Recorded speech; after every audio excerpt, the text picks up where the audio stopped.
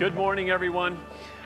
Thank you for joining the 4th Annual Governor's Summit on Innovative Education. It's great to have so many people dialed in from across the state, and it's fantastic to have this beautifully socially distanced, spaced studio audience here today, so thank you for people being here in person. One of the blessings of having COVID, I guess, is we had a chance to learn how to innovate and do things differently. And of course, we've got record attendance today at this conference. It's almost triple the largest one we've ever had before. So I want to start out, as I often do, with gratitude. And I want to say that I've got gratitude for each of you, whether you're here in person or whether you're dialing in from home, whether you just got up and grabbed a cup of coffee and you're still in your PJs, or whether you've been up for hours and already been for a 10-mile run. We are grateful that you're taking time to be here as part of this today.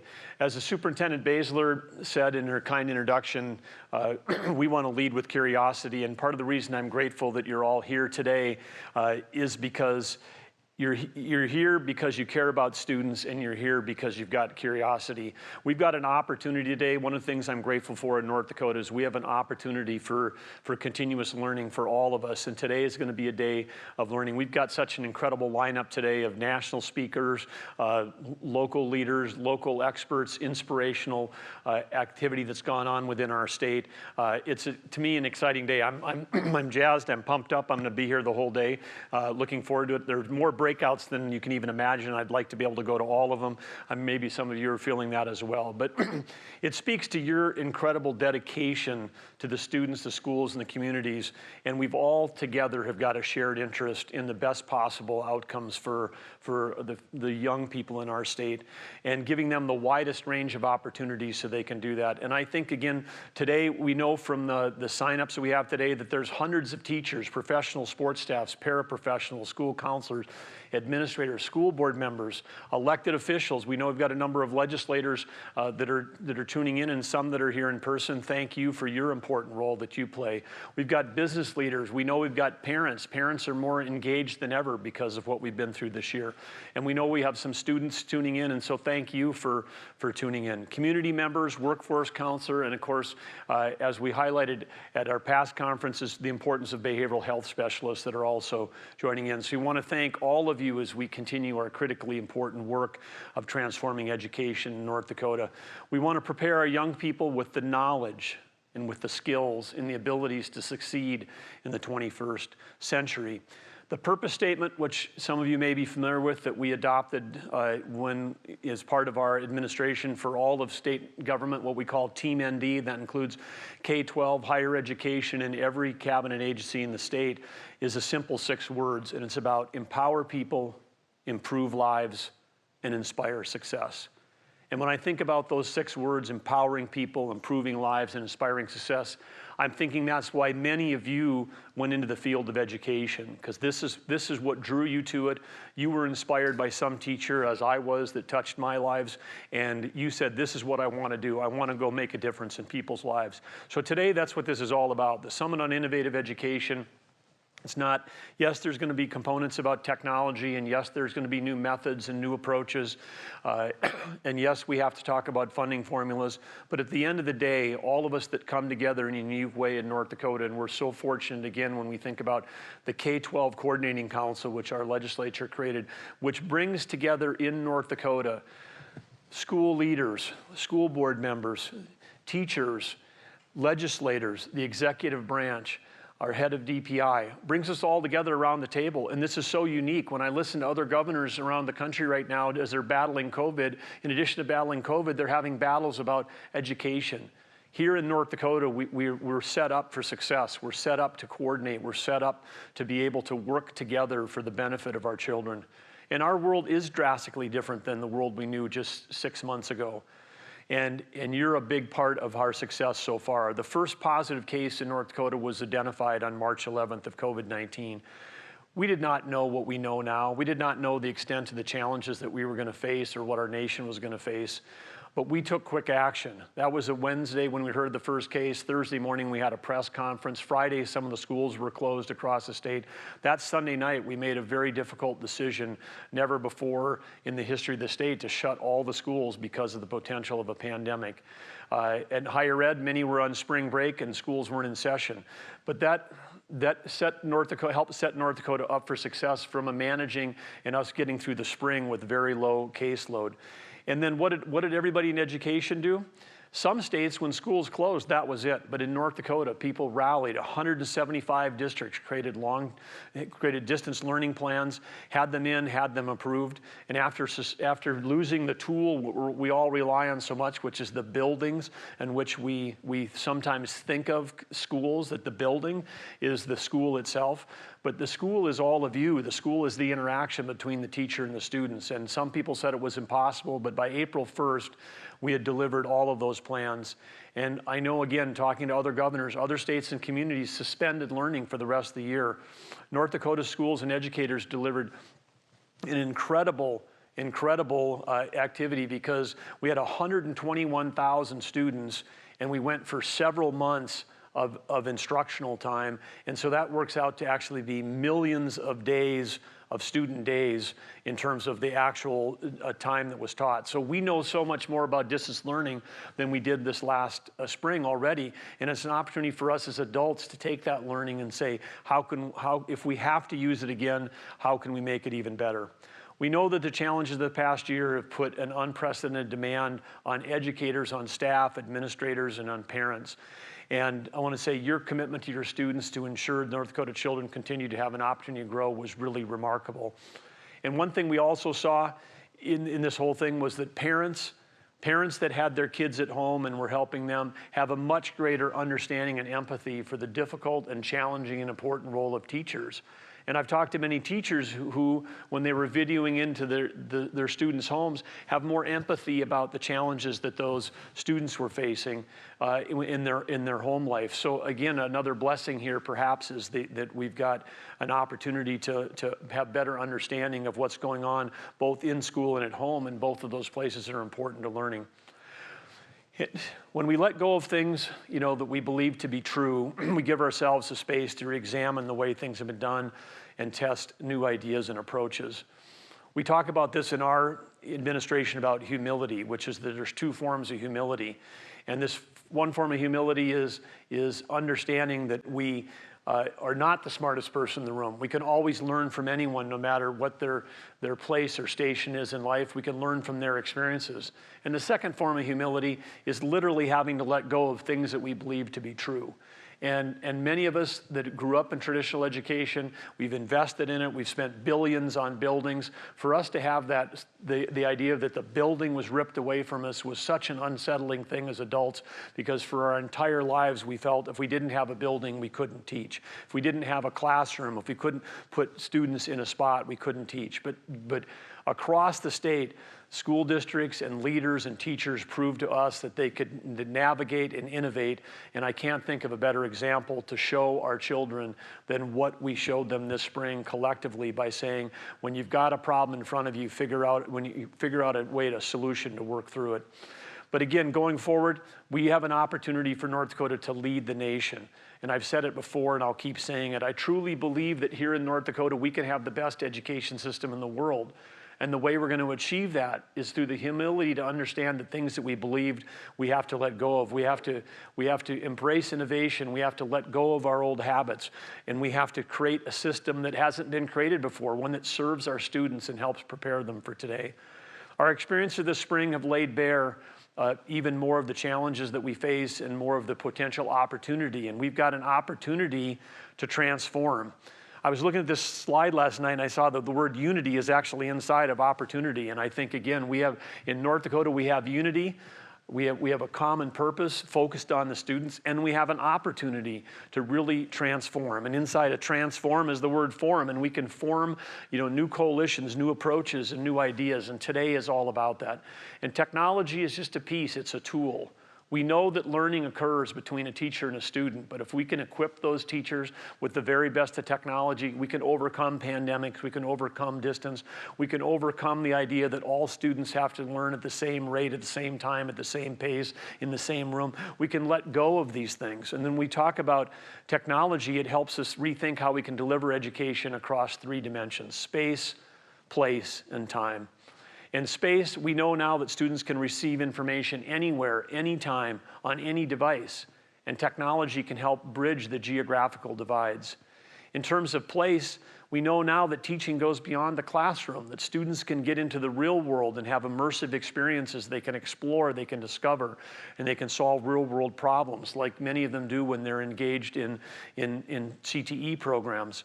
And pace, we know that every child learns at a different rate and pace, and we need to have a system that's not based on the number of days or minutes in a year, and that people move from one grade to another, and even if they move to the next grade without all of the learning. We know, we've seen this. Some of us had a chance to tour Harrisburg, South Dakota, where we saw with the powerful examples of personalized learning, where learners over the course of elementary school had a chance to learn all the fundamentals. If they didn't learn them all in 2nd grade, they started the next grade with where they were, as opposed to starting behind. And so again, we've got an opportunity across space, place, and pace to rethink our approaches and do that for the benefits of the students. No piece of technology can replace skilled instructors. We know that. But when thoughtfully integrated, the new technology that's coming, and you'll see some of that today, you'll hear about some of that today, you'll hear what's coming. There are opportunities to introduce new experiences to classrooms and to connect students and educators in environments that we haven't had before. And it can provide educators with data, empowering them with insights, will help student learning and help them identify gaps. Technology can help provide equity across the state as students are able to access learning no matter where they are. We have an opportunity to bring, whether you think about it as adults with these master classes, we have an opportunity for each one of us can take classes from the best professors in the world without ever even having to roll in a university. And think of that same concept for K-12. How do we bring the best of the world's content, the best of the world's instruction, the best of the world's experience to every student in North Dakota? At Midway Public Schools, which is up in the northern Grand Forks County and southern Walsh County, educators are supplementing their classes with online math resources and coding coursework. And of course, today we're going to hear from Saul Kahn, who originated and created the whole concept and has expanded on that of online support tools that started with math. High school students can learn about a variety of subjects at Midway, including psychology, agriculture, astronomy, through the Center for Distance Education in North Dakota. And of course, Midway, it's a small school, 184 students in one building, 50 team members that work there. And it's called Midway, in case some of you around there don't know that, but it's in the middle of Inkster, or Gilby, Forest River, and Johnstown. That's where Midway came from.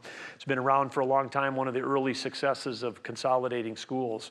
But these opportunities are elevating the education available to students in every corner of our state, from the largest cities to our most rural schools, ensuring equal opportunity for all and better positioning of students for their future educations and career. As technology becomes more ubiquitous in our education system, high-speed internet has become a critical component of education, and without it, our students can face insurmountable challenges. That's why, again, when we talk about leading with gratitude, here in North Dakota, if you look at a map of broadband access in the United States of America, North Dakota shines brightly on that map as one of the most well-connected states for internet access. 1 gigabit network connecting virtually every school. Students aren't always in school, as we learned this spring, and when they're learning from home, access is also critical. That's why at the beginning of this pandemic, we teamed with partners like the Dakota Carrier Network, which is a cooperative made up of all the rural telephone cooperatives in the state. And DPI, North Dakota IT department, who's been fantastic through this entire pandemic, collaborated on a solution to improve student internet access at home. Working together, we identified that there were underserved students of about 1,800. So about 1.5% of the students in the state did not have great broadband at home. In addition, providers work to set up publicly available Wi-Fi hotspots at schools and community center parking lots. But we drove that number down from 1,800 to less. We had cable companies and others, both privately held and the co-ops, that said we're going to provide 6 months for free. And we got it down to several hundred homes that were the only ones left that didn't have access. We're so fortunate to have had a positive outcome in North Dakota, and we're grateful for the broadband partners whose partnership made it possible. In recognition of this and in gratitude for their efforts and on behalf of our students, today we're actually declaring today, in addition to being the Innovative Summit on Education, today, you didn't know this, today is Broadband Providers Appreciation Day in North Dakota, official proclamation. Thank you for helping us, broadband providers, do your part to help us educate our students. And one just last tidbit on that, talking to the governor of Oregon, Governor Kate Brown, last week, she's looking at spending pandemic dollars that are getting from the federal government on broadband. She estimates it will be 5 years before they have all their schools hooked up the way we have here in North Dakota. So again, as we face our challenges, the practice of gratitude doesn't mean that life is perfect. The practice of gratitude is that we can take a moment, even in the face of some of the biggest challenges we've faced, and understand that we have so many things for which we can be thankful. And one of those is the proactive approach that our state had taken on connectivity. But now that we've got connectivity and we've got a pandemic, let's talk about personalized learning. The realities of distance learning have caused us to examine how we think about the requirements of instructional time. And of course, instructional time, whether it was days, we moved to minutes, it was really built around this age-old model. You've all, heard and probably watched, one of the most watched TEDx videos in the world for Sir Ken Robinson. He's now been knighted, talking about, the industrial model of education and moving kids through classrooms and what that can have as a depressive effect on curiosity. And again, curiosity is such an important element because now every student virtually has access to most of the world's or all the world's information for free, on the device that they have. And so if there was one tool that we'd want to give someone today when they come through our system, it's the curiosity that every time you've got a question that pops into your head at any point in any time of your day, even when you're an adult, guess what? You can look up the answer. And that's an amazing thing. And we've designed around and we've fought for and we've had bond issues and buildings. But now more than ever, we realize that it's teachers and it's the content and it's the tools that they use the thing that we should be focusing on to make sure that we're creating that thing. So North Dakota's got an opportunity to be a trailblazer in education. And as we deal with the pandemic, instead of going backwards, we can actually go forward during this time of transformation. We can move towards the personalized competency-based learning that we've talked about and that all of us know works. And this can be done, it only is done one way. It's done with the passion and the drive of educators like all of you in our state to take this moment of crisis and turn this into a transformational moment. For who? For our students. We know that every child learns at his or her own pace, and we know that they learn in individualized ways. This is why a system built around a prescribed set of grades and ages and hours, the system that I grew up in, goes against our own way of being as individuals. And our students are curious people who want to connect with the world around them. They want to discover their world around them, and they want to learn about their own strengths inside themselves. During the 2019 and 2020 school year, we had 4 districts around the state that had fully committed their systems to transformation. It was Oaks, West Fargo, Northern Cass, and the Marmot School here in Bismarck at the Youth Correctional Center. These were fully committed to system transformation. They participated in quarterly opportunities to build relationships across this cohort of transformational schools, to learn from each other, to celebrate successes and share successes. These efforts and their leadership at all levels were forging a path towards personalization for each learner in their district. These districts also took the important step of involving students and learners as stakeholders in the decision-making process. Northern Cass invited students to be part of a district design team and provide feedback to staff about current processes and structures. West Fargo brought students together to present their senior capstone projects and describe how they demonstrated the attributes of their district's profile of a graduate. Oaks and Northern Cass also identified learner ambassadors to serve the district locally and to be the voice with parents and others in their district to help people understand the changes that they're driving. With the COVID-19 pandemic and the sudden shift to distance learning, it forced an acceleration of personalized learning practices within these districts. And the new demands of distance learning highlighted the value in these 4 districts of tailoring instruction to each individual. They'd been doing the personalized competency-based learning in the classroom. When they had to go online, it turned out there was a more seamless transition because they were already thinking not of classes, but of individuals. In the classroom and at distance, educators in these districts found that the personalized competency-based learning provided the flexibility in instruction time and learning styles to meet the needs of their students. Going forward over the next year, these districts will continue to explore personalized competency-based learning in North Dakota and begin developing a personalized competency-based learning continuum framework to serve as a structure and support for any North Dakota district. And for that, we say thank you to them for being on the front edge. As we work to meet students where they are, we also need to ensure that our students are choice ready upon graduation, whether it's for college, whether it's for workforce, or whether it's for the military.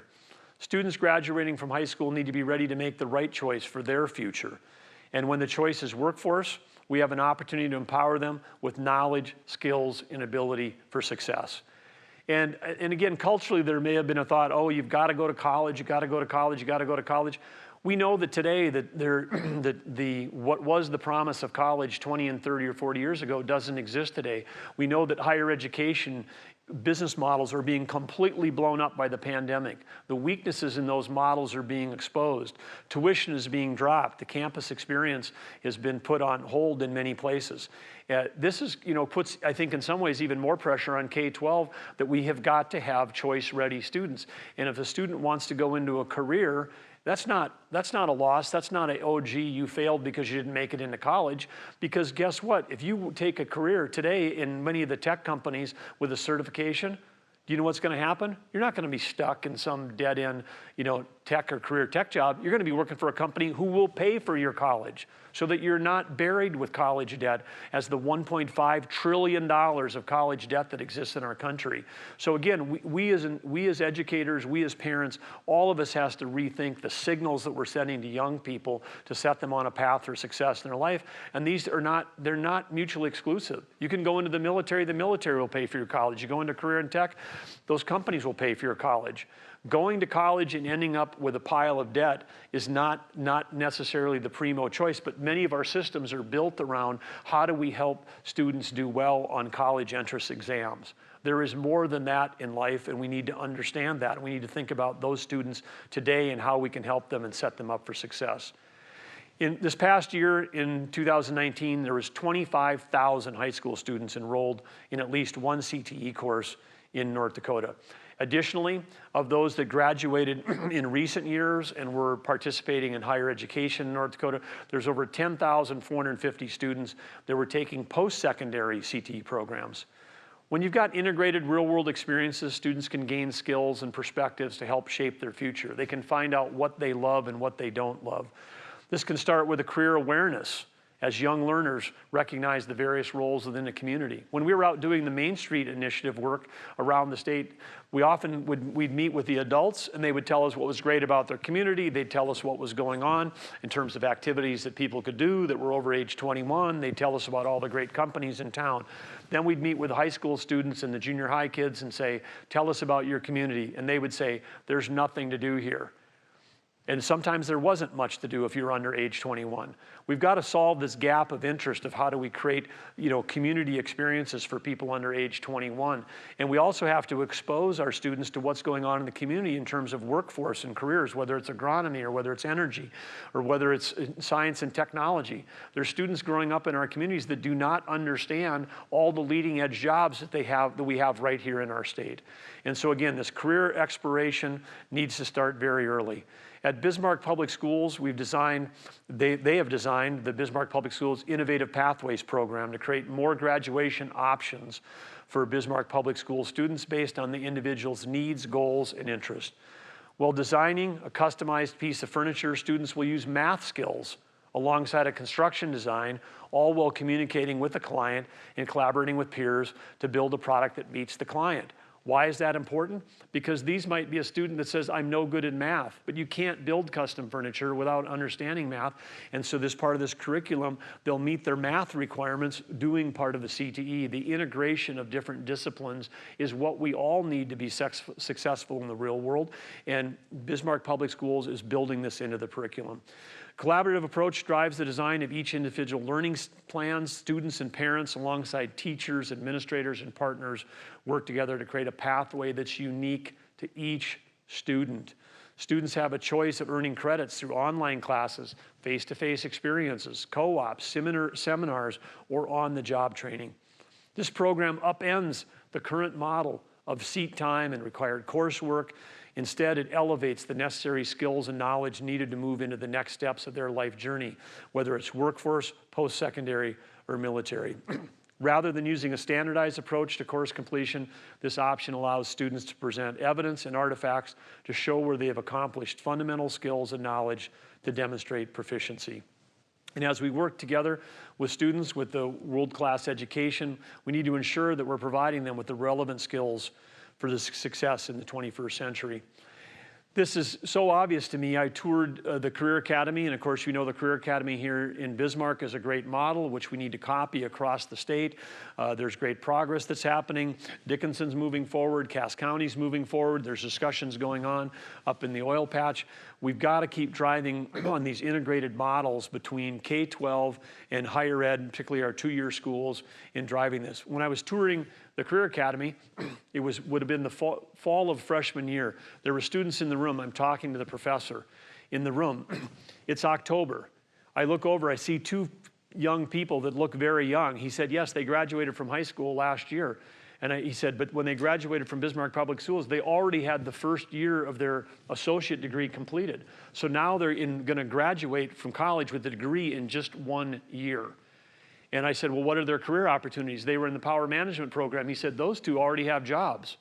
Oh, who's it with? He tells me the name of the company. What does it pay? Well, that one's has already signed a job offer for $63,000. That one has signed one for $72,000. And I said, well, they're going to go to work after they finish next spring. He said, no, they're going to go to work after the end of this semester, and the company will pay for their last semester of a 2-year program. And they will pay, if they want to go on and pursue a 4-year degree, they will pay for that. I thought, well, that's, October I mean, I went to college, October of your freshman year, and most people by that time, have, changed their major twice, built up some college debt, and missed quite a few classes. And these kids were already on their way towards a great career, but it started because of the collaboration between Bismarck Public Schools and the Career Academy. Started with these kids in high school. I talked to another one who said, I was thinking about dropping out. I didn't have any friends until I came to the Career Academy, and then I met kids at the Career Academy. Some were from Legacy, some were from Century, some were from Bismarck High, and some were from rural towns that were coming into the Career Academy. He found his cohort when he got there, and that kept him going. That was the group that moved him forward. So again, we can't underestimate, again, how we focus a lot on academics. That's important, but we've got to broaden if we're going to help students be successful. It was 2 years ago, this Sunday, that we joined the National FFA organization and Brad Smith, president of Microsoft, to announce FFA Blue 365. It was a collaboration to bring innovative technology, science, and research and entrepreneurship to more than 650,000 FFA student members in classrooms across the nation. That announcement built on Microsoft's TechSpark initiative, which fosters greater opportunity and job creation in smaller metro areas like the ones we have across North Dakota. And again, we might think of FFA as that old program with the blue jackets that kids would wear, but that's completely been upscaled to be an after-school interactive program. We know that 4-H has made some of the same movements. We're going to hear today from Dean Kamen talking about FIRST, which is an after-school extracurricular activity. And all of these activities, are STEM-related, and they have an opportunity to build this personalized, team-based competency learning that is so important. These types of CTE private-public partnerships, whether it's with Microsoft and FFA or 4-H or FIRST Robotics, these are the kinds of programs that can help equip our students with the skills that they need to succeed in the current economy.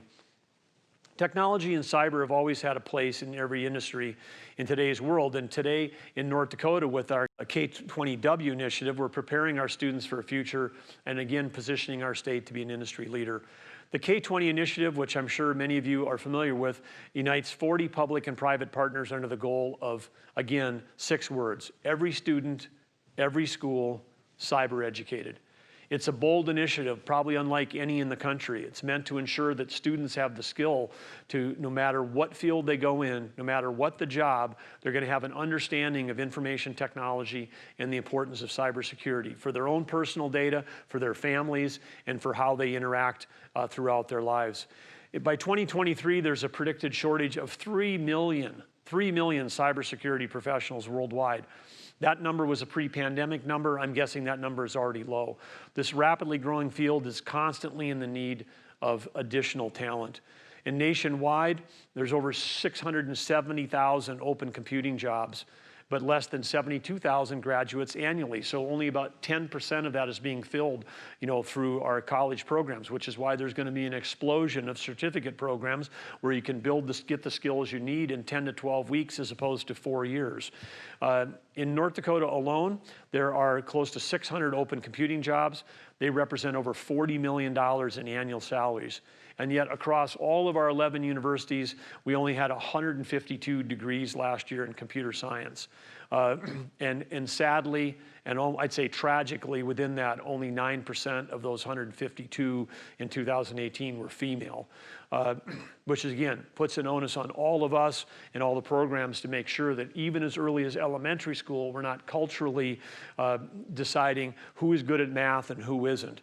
Over the last 2 years, more than 5,000 teachers in North Dakota participated in dozens of STEAM and CCS education awareness and professional development sessions, helping to bring computer science and cyber education to life in classrooms. And last year, DPI created the nation's first computer science and cybersecurity standards, which demonstrated that North Dakota is committed to the idea that computer science and cybersecurity is at the foundation of every student's future career, no matter what they go into. Students who learn computer science in high school are 6 times more likely to major in it.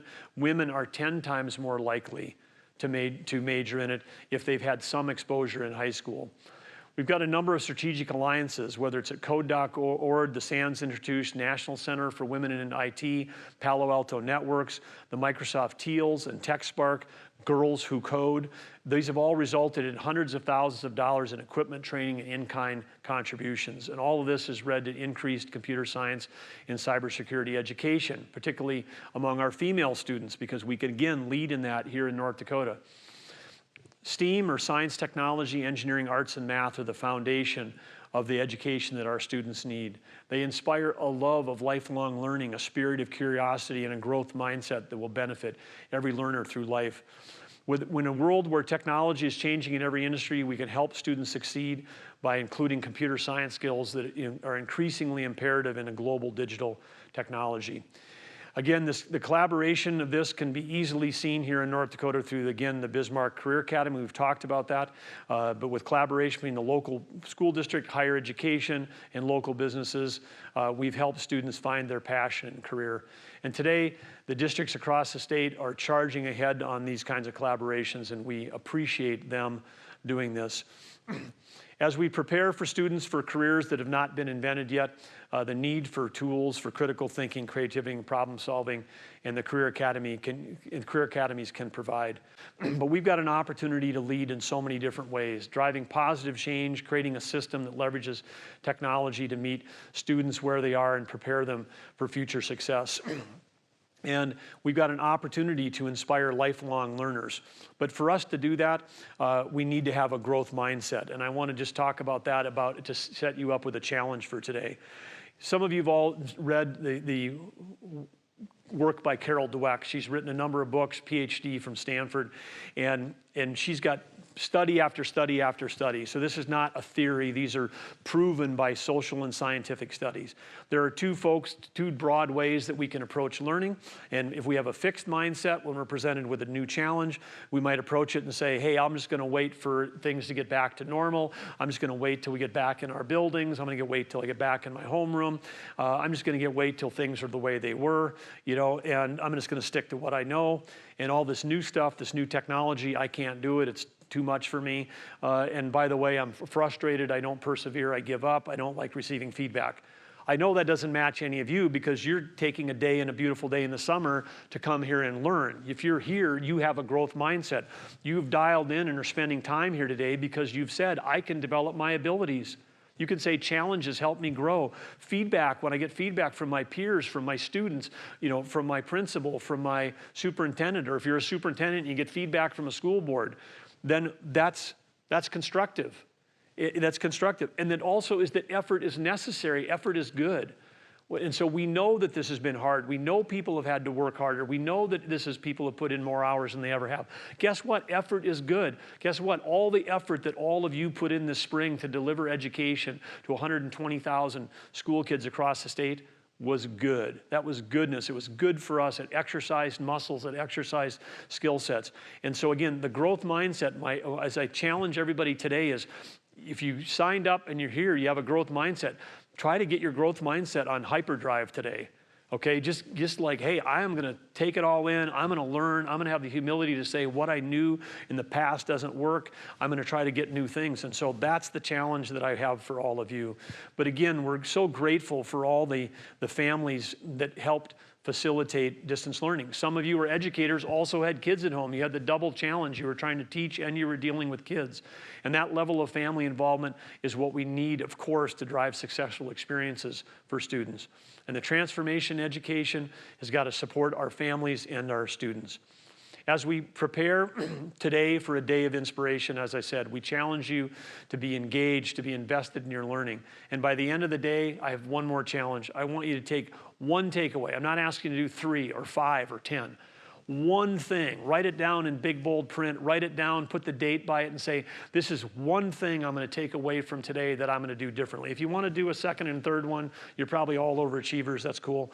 But take one thing. And so when you look back, when you get to school starts in September or late August, you can say, this is one thing I'm bringing to my students that I didn't have before.